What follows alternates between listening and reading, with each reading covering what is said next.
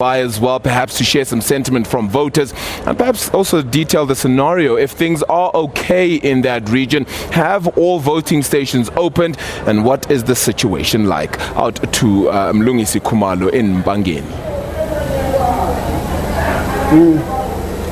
Yes, although I'm battling to hear you quite a bit, what I can confirm with you is that yes, voting did begin in time where I am in Empangeni.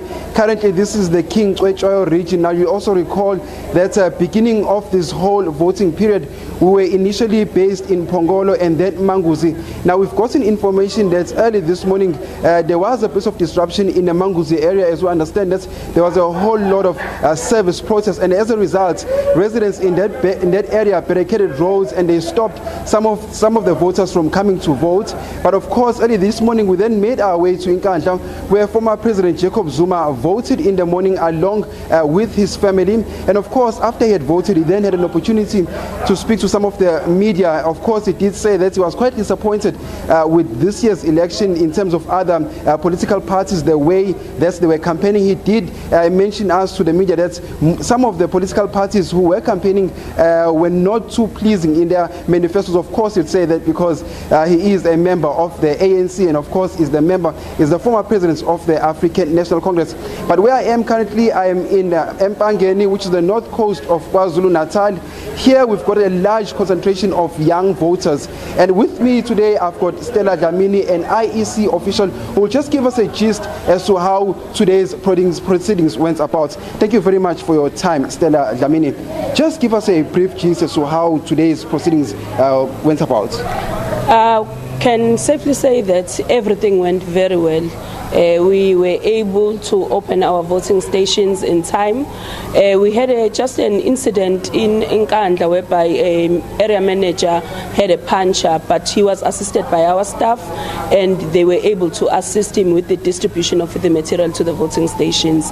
Another incident that was reported was in a show whereby a group of people put trees on the road, but they were removed and the staff was able to go to the voting stations. I can safely say that here in King Cwetshwayo, all the voting stations opened and we worked very well with the police, also with the politicians. We are working very well. If there's a challenge that they are facing, they are able to call us and we are able to solve problems that we are, or if I can say challenges that we are facing. But it's not major challenges, it's things that we can be able to solve.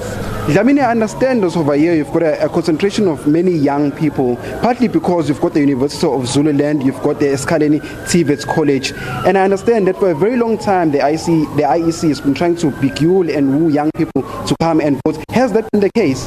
Yes, that has been a case, and we have been able to work very well with the institutions. We visited them earlier in the year, whereby we registered the students at the TVET and also at the university. So we can safely say that we are expecting a large number of young people to come and vote today. Have you then also experienced problems, maybe perhaps in other areas apart from Eshowe and Empangeni? No, there are no major challenges that we faced that we can report on. It's just a few incidents whereby maybe it's the understanding of the processes by the different political parties or by our officials. So we have been able to solve most of those problems. I can simply say that King Cwetshwayo, everything is running smoothly. There were complaints from a particular political party who said that some of your officials turned away some of the voters because they were wearing party regalia. There was an incident like that. We did receive that information, but I suppose that there's an SMS that they received and they misunderstood the SMS. But we did correct that and we informed them that everyone who is a voter is allowed to come to the voting station wearing anything that they would like to wear. Even the political regalia, they also are allowed to wear it. It's only the party agents and the candidates who are not allowed to wear a political party regalia.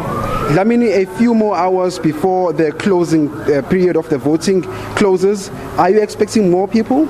Yes, I can say that we are expecting a lot of people because some are working today, even though it's a holiday. We have a lot of industries here in Richards Bay, so we expect that people, when they knock off at work, they will be visiting the voting stations. Although we see that there's a large number of people that have come out to vote, even as the hours are moving towards the closing.